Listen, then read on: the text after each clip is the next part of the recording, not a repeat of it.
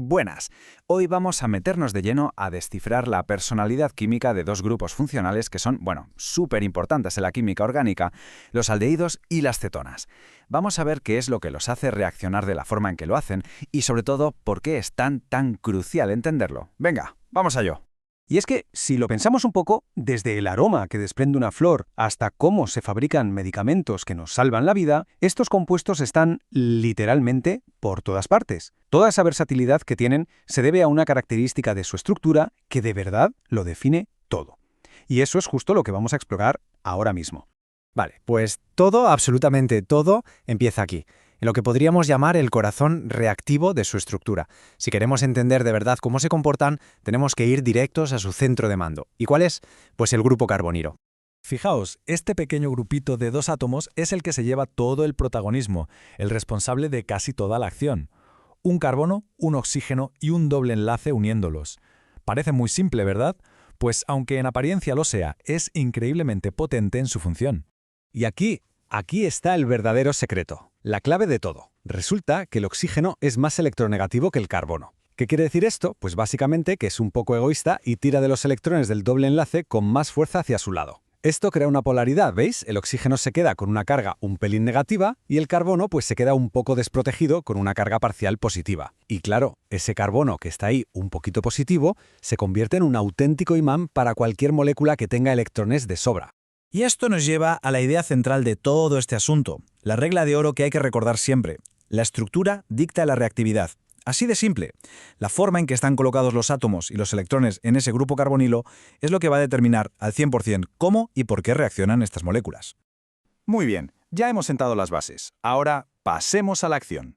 Si hemos dicho que ese carbono del carbonilo es el objetivo, la diana, ¿cuál es la principal forma de ataque que sufre? Pues se llama adición nucleofílica. Y es, sin duda, la reacción estrella de los aldehídos y las cetonas. Ojo, que aquí hay una diferencia que es crucial entender. Hay otros compuestos que también tienen un carbonilo, como los derivados de ácido, ¿vale? Pues estos suelen hacer reacciones de sustitución. Es decir, entra un grupo nuevo y otro se va, como un cambio. Pero los aldehídos y las cetonas, no, ellos no hacen eso. ¿Y por qué? Pues muy sencillo, porque no tienen una parte de la molécula que se pueda ir fácilmente, lo que llamamos un buen grupo saliente. Así que el nucleófilo que ataca llega y se queda. Por eso su reacción típica es la adición. Vale, a ver. Aldehídos y cetonas son de la misma familia. Comparten el grupo carbonilo, pero no son gemelos idénticos, ni mucho menos. En la práctica, los aldehídos son casi siempre más reactivos.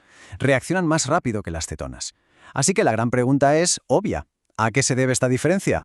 Pues la primera razón es básicamente una cuestión de espacio. Es algo puramente físico. Fijaos en el aldehído. A un lado del carbono tiene un grupo más o menos grande, pero al otro lado solo tiene un pequeño átomo de hidrógeno. Hay sitio de sobra. En cambio, la cetona tiene dos grupos voluminosos a los lados. Es como intentar aparcar en un sitio muy estrecho. Esos grupos estorban, bloquean el camino del que quiere atacar. A este efecto lo llamamos impedimento estérico. Entonces, resumiendo, tenemos dos factores clave que lo explican todo. Por un lado, el factor estérico, el que acabamos de ver. En el aldehído, sencillamente, hay más espacio para que el nucleófilo entre a atacar. Y por otro lado, está el factor electrónico. Resulta que esos grupos voluminosos de las cetonas no solo estorban, sino que también ayudan al carbono del carbonilo. Le ceden un poco de densidad electrónica y hacen que su carga positiva sea un poco más débil. El aldehído, al tener solo un grupo que le ayuda, tiene un carbono que es más positivo, más pobre en electrones y por tanto es un objetivo mucho más atractivo. Perfecto. Ahora que tenemos la teoría general bastante clara, vamos a verla en acción con un ejemplo que es fundamental, la reducción, una reacción de adición nucleofílica de libro. Venga, vamos a ver paso a paso cómo se reduce un aldehído. Lo primero, un ion hidruro, que es básicamente un hidrógeno con un extra de electrones, ataca ese carbono positivo del carbonilo que ya conocemos. ¡Pum! ¿Qué pasa entonces? El doble enlace carbono-oxígeno se rompe y se nos forma un intermedio que es bastante inestable. Y para estabilizarse, este intermedio coge un protón del medio y listo. El producto final que obtenemos es un alcohol primario. ¿Y con una cetona? ¿Qué pasa? Pues el proceso es exactamente el mismo, un calco. Tenemos el ataque del hidruro, la formación del mismo tipo de intermedio y, finalmente, la protonación. Pero, atención, aquí viene la diferencia clave. Como partimos de una cetona, que tenía 2 grupos de carbono unidos al carbonilo, el resultado final es un alcohol secundario. Esto demuestra una vez más esa idea central. La estructura con la que empezamos nos dice cuál será el producto final. Y esta imagen lo ilustra de maravilla. La reducción con hidruro es solo una de las muchísimas posibilidades. Este mecanismo de adición nucleofílica es como una navaja suiza para los químicos. Podemos añadir reactivos de Grignard y crear nuevos enlaces carbono-carbono, algo fundamental. O añadir cianuro o alcoholes. El patrón de ataque es siempre el mismo, pero los resultados que se obtienen son increíblemente diferentes y útiles. Bueno, vamos a cambiar de tercio por un momento. Hemos hablado de lo que tienen en común, pero ahora vamos a ver una reacción que hace justo lo contrario. Sirve para separarlos, para distinguir claramente un aldehído de una acetona. Y aquí la tenemos, la gran línea divisoria. Resulta que los aldehídos, gracias a ese átomo de hidrógeno que tienen pegado al carbono del carbonilo, se oxidan con una facilidad pasmosa. Se convierten en ácidos carboxílicos sin mucho esfuerzo. Las cetonas, sin embargo, al no tener ese hidrógeno, son muy, pero que muy resistentes a la oxidación. La diferencia es tan bestia que, de hecho, se usan en el laboratorio como una prueba para saber si tienes uno u otro. El mecanismo para que esto ocurra es bastante curioso, por cierto. No es que el aldehído se oxide directamente. Lo que pasa primero es que reacciona con agua, en una reacción de adición, para formar un compuesto intermedio que llamamos hidrato. Y es este hidrato, que en realidad se parece mucho a un alcohol, el que de verdad sufre la oxidación. Un pequeño detalle pero interesante. Muy bien, la verdad es que hemos cubierto bastante terreno.